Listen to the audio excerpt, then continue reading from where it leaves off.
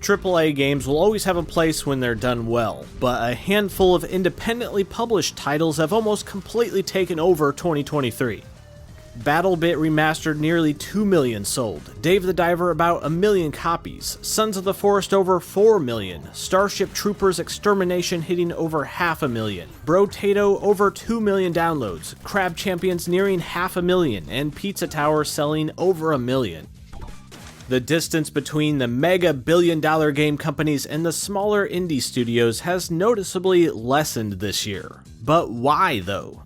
What makes one thing a giant hit with all of us and completely not at all with something else? Well, I think it's two main things. One, many of us prefer a new game to feel like a new game, with unique and interesting gameplay mechanics or a refinement of mechanics to make the gameplay loop more addictive. The second main thing that's in is open exploration, unconstrained player freedom, with less hand-holding. Just chuck us into the sandbox, let us go. We'll figure it out and then some. Most all of the successful indie games I listed before fall into one or both of these categories. Dave the Diver, which just hit its full 1.0 release, does a mix of new and refined mechanics with a decent amount of player freedom. Although this is a twist on underwater Metroidvania meets fishing game meets restaurant tycoon, each element feeds directly into the advancement of the others to create a uniquely rewarding gameplay loop. Catch fish, make dish, earn income. Improve gear, explore deeper, catch better fishes, make better dishes. Manage employees, find a katana, advance your social media presence, purchase a gun. Take down even meaner fishes, make even meaner dishes. Repeat.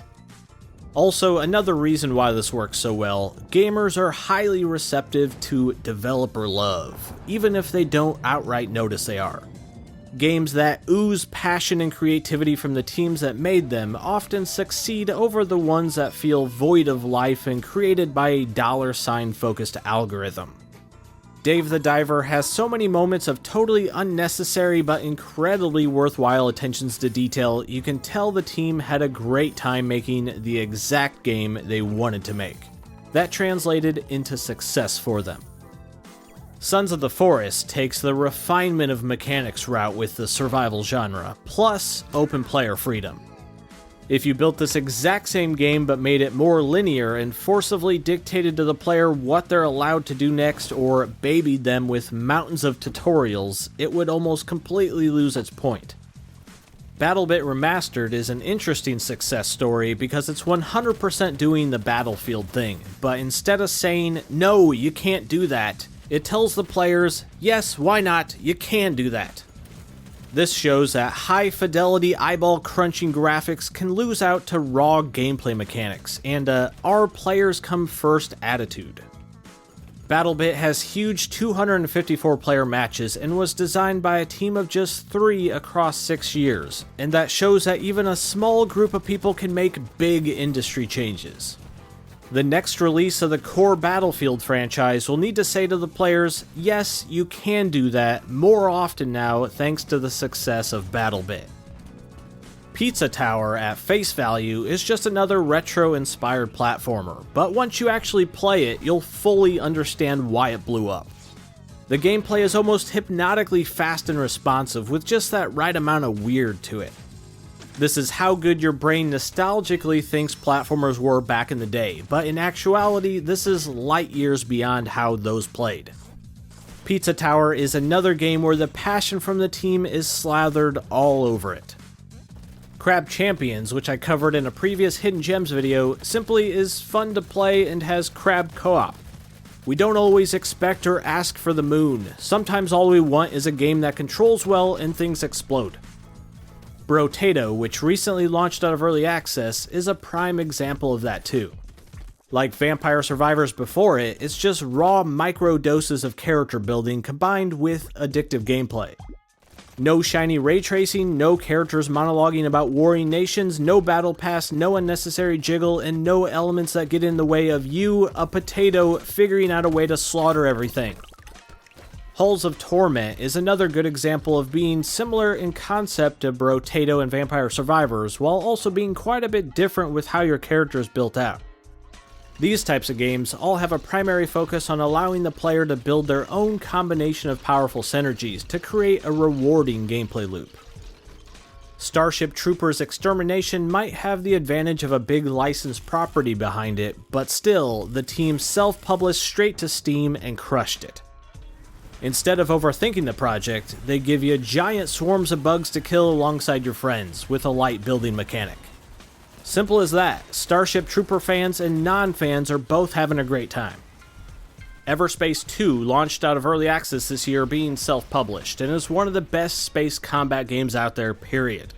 The exploration is top-notch too, and has only gotten better since I did a video on the game a few years ago.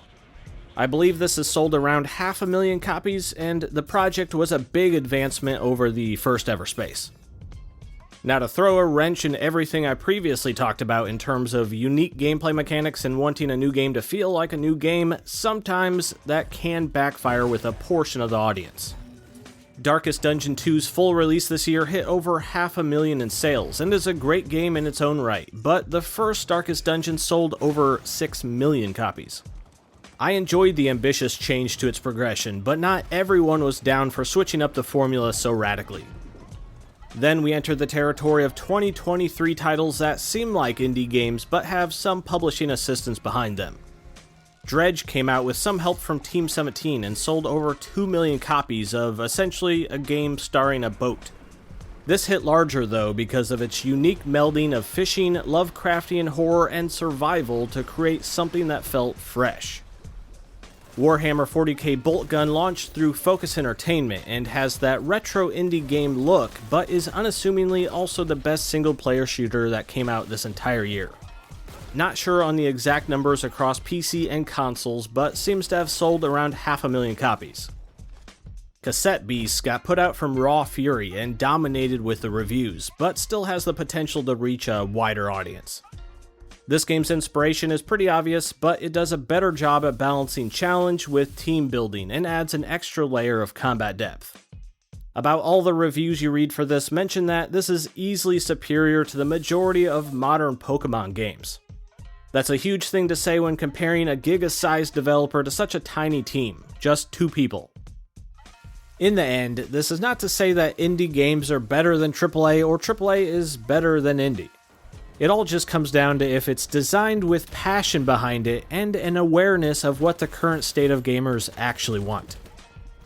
So what do you guys think? Do you find yourself spending more time in AAA games or indies? Let me know. I tend to play just whatever the newest, most interesting thing is for the channel, and it's a week-to-week basis if that's AAA or an indie game. I focus on only showing the games I actually enjoy though. Why would I force myself to play something I don't like? And the worst bash I could possibly do to a game is just not cover it at all. But sometimes I just miss stuff too, so if there's something you want to see me play, put it down in the comments or hit me up on Twitter at BoomstickAlex.